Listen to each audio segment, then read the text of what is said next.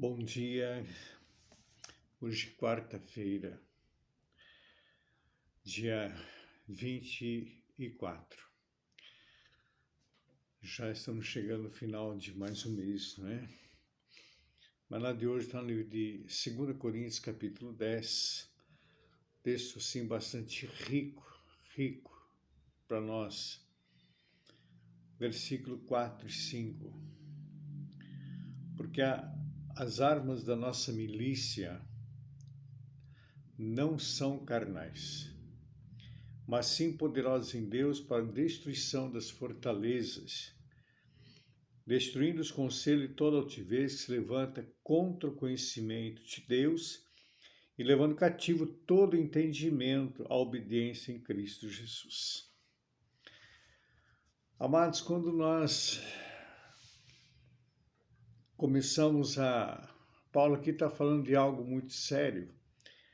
A arma, hoje, se a gente for analisar,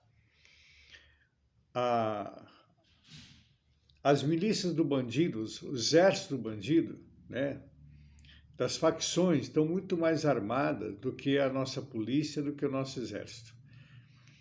Eu costumo dizer que o Brasil está vulnerável. O Brasil, em matéria de segurança, está vulnerável. Nós não temos mais um exército, a polícia já não tem mais ação, não tem mais poderio, não tem mais autoridade.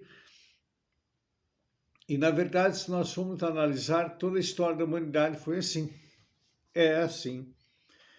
E Paulo dando um exemplo aqui que nossas armas não são carnais.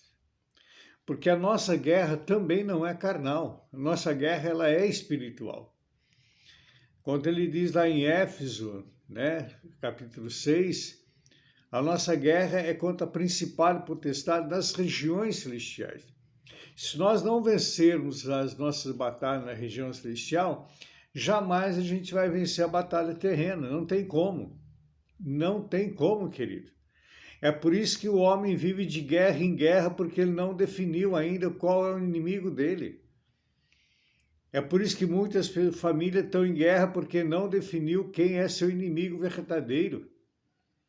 E aqui ele fala assim, porque as nossas armas não são carnais, nossa milícia é exército, milícia é o inimigo, é o exército inimigo nas regiões celestiais. E também ele fala do exército aqui, terreno. Não adianta você ter um tanque de guerra, ter todo armamento, ter soldados ao seu dispor. Não vai resolver. Se isso resolvesse, os países estariam em paz, mas não resolve. Vivem em guerra e cada vez mais profundas guerras, cada vez mais perigosas, porque, mais uma vez eu volto a retratar, nossa luta não é carne e sangue, é principal potestade nas regiões celestiais. Agora, quando nós nos submetemos, queridos, a palavra de Deus com jejum, oração, clamor diante do nosso Deus Altíssimo, quando nós meditarmos na palavra e nós, em oração, nós destruímos as fortalezas inimigas. Foi o que aconteceu em Paulo e Silas.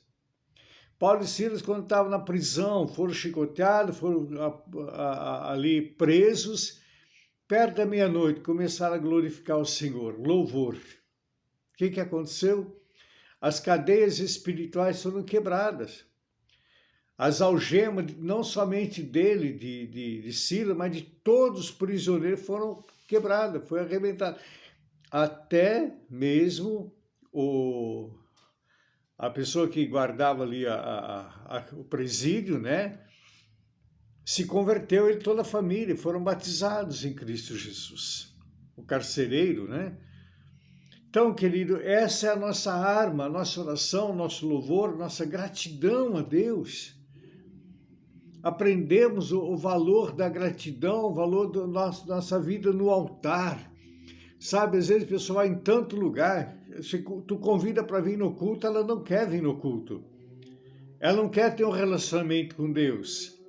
Agora, para levar um churrasco, fazer uma festinha, está pronto, leva a família toda. Leva filho, leva nora, leva genro, leva sogra, leva todo mundo. Leva vizinhos. Mas se para vir no culto, eu não tenho tempo. Porque a minha vida não sei o que tem, dá tanta justificativa. Agora, a justificativa não é para mim, querido. A justificativa é para o próprio Deus. E essa justificativa vão estar diante de ti, quando tu chegar perante o tribunal de Cristo. Então é isso que Paulo está dizendo. É uma vida compromissada com Deus que quebra as cadeias espirituais, destrói as fortalezas malignas de Satanás. É compromisso com Deus, compromisso com a palavra, compromisso com a igreja. É o compromisso, querido. Não é com o pastor, mas é com o próprio Deus.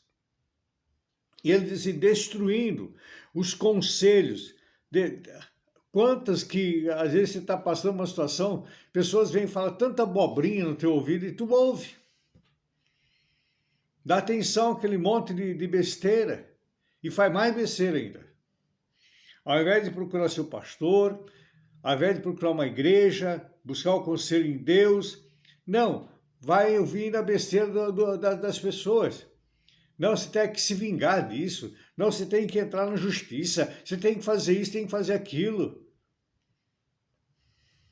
É assim ou não é?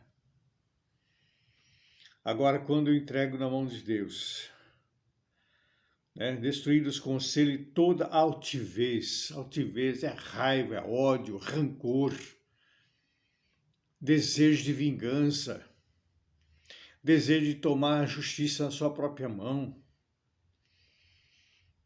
Está dando para entender, queridos? É isso que Paulo está dizendo. Quando nós pegamos tudo isso que se levanta contra, isso é contra o conhecimento de Deus, é contra a vontade de Deus. Tudo isso, a ira, a inveja, o desejo de vingança, aquela vontade de destruir, isso é contra a vontade de Deus, não é a vontade de Deus. A vontade de Deus é boa, agradável e é perfeita. Essa não é a vontade de Deus. Ele diz assim, levando cativo todo entendimento, todo nosso pensamento, leva cativo a obediência em Cristo. Como é que eu levo cativo a minha obediência em Cristo se eu não tenho conhecimento da palavra, se eu não tenho relacionamento com a igreja, se eu não tenho uma vida de oração, se eu não tenho uma vida de jejum, se eu não tenho uma vida de adoração? Como que eu vou levar cativo o meu pensamento? Eu vou voltar para a vingança. Agora, se eu tenho uma vida em Cristo, uma vida na palavra, uma vida focada na palavra, ainda que eu vá na igreja, eu não esteja entendendo, mas eu estou ali, o pastor está orando por mim, está me cobrindo de oração, está me colocando no altar todo dia, eu vou ter vitória. Está dando para entender que aí eu tenho que pôr força para levar minha mente cativa a Cristo e entregar aquela situação na mão do Senhor, que a vingança pertence a Ele, não pertence a mim, pertence a Ele. Quando eu faço isso, destrói toda aquela armação de Satanás contra a minha vida. Pastor, tem as pessoas parece que perseguem a gente, mas está tudo bem. Não está tudo bem não, querido. Tu acha que uma pessoa que persegue outra, ela vive bem? Não vive. Ela não tem paz nem com ela mesma. Então, meu irmão, minha irmã, meu amigo, minha amiga. Diz aqui no versículo 6, estando prontos para vingar toda desobediência, estando pronto para vingar toda desobediência, quando for cumprido a vossa obediência.